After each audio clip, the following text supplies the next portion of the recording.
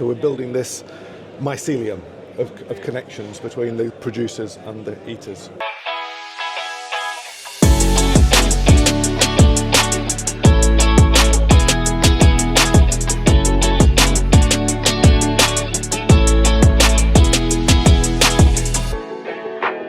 Hi, welcome to Hunter Gatherer Cooking. We are live at the Stalking Show 2025. We're basically after hours now. We've had a fantastic day.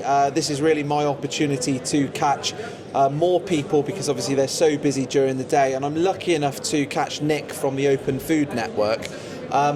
Nick, tell us about the Open Food Network to start with. Well, thank you for inviting me. Nice to be here.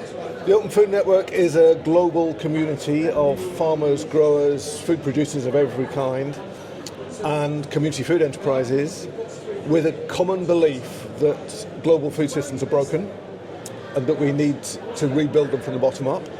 So we spent the last 18 years doing just that. We've got a piece of open source, not-for-profit software that enables anybody to build a local food system, connect with the local food producers, build an online shop front, and create a network of people who are growing the food and the people who are eating it with as short as possible connection between the two. Short food supply chains is what we're trying to do. Right. So there's something, because the Open Food Network, as I know, was set up 18 years ago. We have been talking about this. But there's something niche happening now, isn't there? Especially with the BDS. Perhaps you can talk us through that. So it's really exciting to be approached by the British Deer Society and for them to say to us, we've been looking for some kind of network software that will connect the stalkers and the game dealers with the eaters and the buyers. We were going to develop our own software, but it looks like you've done it already. Can we talk? We were really excited to bring in more wild venison into the food system that was already there. So what we've done now is we've set up a subgroup. So there's several thousand food producers across the UK of every kind, right from somebody who's making jam in their kitchen through to, field scale agricultural businesses. But very few stalkers, very little wild venison in there. So we really wanted more wild venison in there anyway. So what we've done is we've set up a subset of that group, and it's called the Wild Venison Network. And this group is people who are part of our big network, but they've been screened by the BDS to meet certain wild venison standards. And those are published standards which ensure the whole of the ethical processing of that deer from shot to plate. And hygiene as well. And hygiene, absolutely. So that is all managed by BDS. They set these standards. As people join the Open Food Network, BDS screen people to make sure they fit to those standards. And if they do, they appear on this separate map. When that map is populated, as much as we can, we're then going to start promoting that to schools and hospitals, to shops. So it's not live yet, or it is live? It is live, but you're just going to start pushing it more and more. Okay. The whole benefit of groups like this is that the more people who are part of them, the stronger it is for everybody. There's a collective power in more people being involved. Yeah. So in terms of, if I'm a customer and I'm looking to buy venison, and I apologise because I've not been on the website, I will go on there, I will effectively bring the map up to someone who's local to me. Do they have to be local, or will that depend on the supplier if they would post? Exactly. Okay. A lot of venison suppliers will, a lot of venison providers will post. So they'll do chilled distribution. So it doesn't need to be local. Absolutely. But, No. And when I land on the game dealer, whoever that is, do I stay on the same website, or am I then taken to theirs? How do I buy? How do I see the products and things? So that is entirely up to the person who's registered with us. If they give us their website, that goes up on the site. If they give us their Facebook page, their Instagram connection, whatever, we put that up as well. Some of them don't have none of that. They just have a phone number or an email address. Great. Give us that, and that will appear on the map. So when the customer clicks on the map, they see everything that has been given to us by the stalker or the dealer. Right. So it is, in a way, contact information or signposting to where they will buy. So if they're set up on a website, they will end up on that website and they will buy through there. But it's come through yourselves as a roadmap.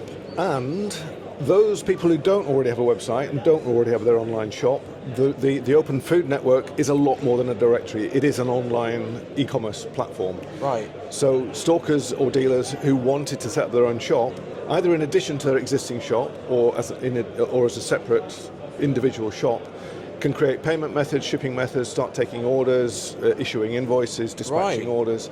All that functionality is in there. And the Open Food Network has many hubs, as I mentioned earlier.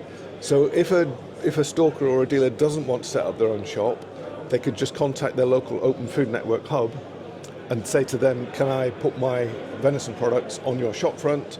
The hub will then make a markup on that, and it's another route to market. So we're building this mycelium of connections between the producers and the eaters. And ultimately, we're completely aligned because it sounds like we both want more people eating venison, easy route to market, exactly, and to promote it as much as possible. And the more people with venison on that network, the richer it is, the more it will get used, and the more everyone benefits. Of course. And then obviously on the much larger side, you've got all of the other food products and producers. Absolutely.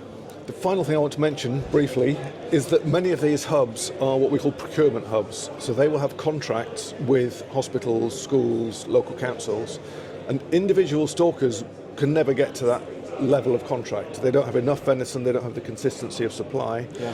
But if there are 10, 15, 20 stalkers feeding into the same hub, the hub has the contract with the school or the hospital, and the hospital then asks for a certain weight of venison each month, each week, and the hub then sources it from a network of stalkers and dealers, and those dealers then get a consistent, guaranteed market for their venison.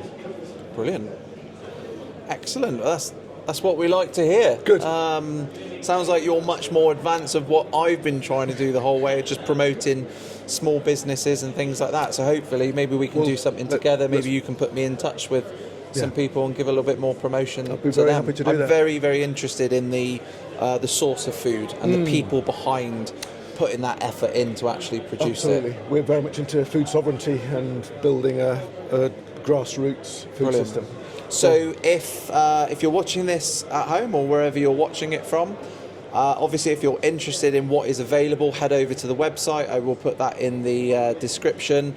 And obviously if you are a game dealer who meet the criteria, then obviously you can get in touch and register, get yourself set up, and hopefully build this map. Yep, it takes 2 or 3, well, maybe 5 minutes to give us your details to go onto the map, and very simple process and completely free of charge. There's no cost whatsoever to put you on. Brilliant. Lovely. Thanks, Nick. Thanks really again. Appreciate really it. Nice to meet you. Thanks so much for watching. Remember to hit that subscribe button and ring the bell as always.